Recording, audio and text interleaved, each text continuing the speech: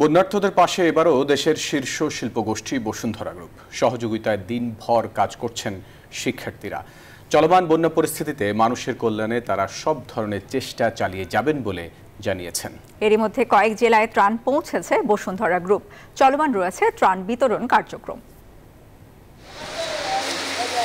চিরা, মুড়ি, গুড়, বিস্কুট, স্যানিটারি ন্যাপকিন, পানি, স্যালাইন, ত্রাণ সামগ্রীর চলছে প্যাকেজিং। বসুন্ধরার কর্মীদের সাথে ত্রাণ কাজে দিনভর ব্যস্ত দেশের দুরন্ত তারুণ্য শিক্ষার্থীরা।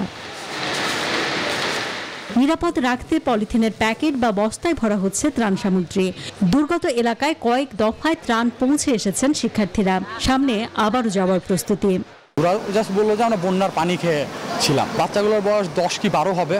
তো আমাদের বলতেছে আর্মি ক্যাম্পে ওদের নিয়ে যাইতে এবং ওদের কিছু খাওয়াইতে ইনস্ট্যান্টলি। ওরা নাকি 2 দিন খায় নাই। ভাষায় প্রকাশ করা যেতে পারবো না, ওখানে এতটা খারাপ অবস্থা। এটা তো আমার দেশেরই মানুষ, আমার দেশের জন্য। এখন আমরা যদি না গায়ে আসি তাহলে কে আসবে? মানুষের জন্য যদি কিছু করতে পারি তাহলে আসলে ভালো লাগবে মনে হয়েছে, তাই এখানে আসা। ওয়াটার পিউরিফায়ার কিট, ঔষধ যেগুলো নরমাল।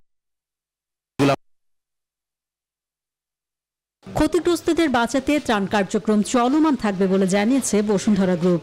বসুন্ধরা গ্রুপের সঙ্গে যোগাযোগ করি, তারা 25,000 ত্রাণ দেওয়ার জন্য বলছিলেন ফার্স্টে।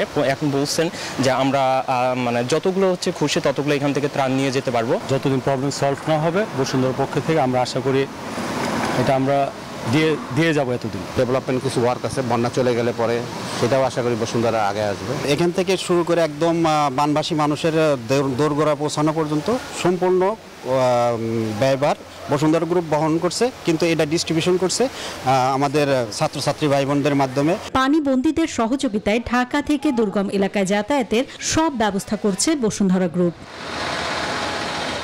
অন্তরা বিশ্বাস, নিউজ 24, ঢাকা।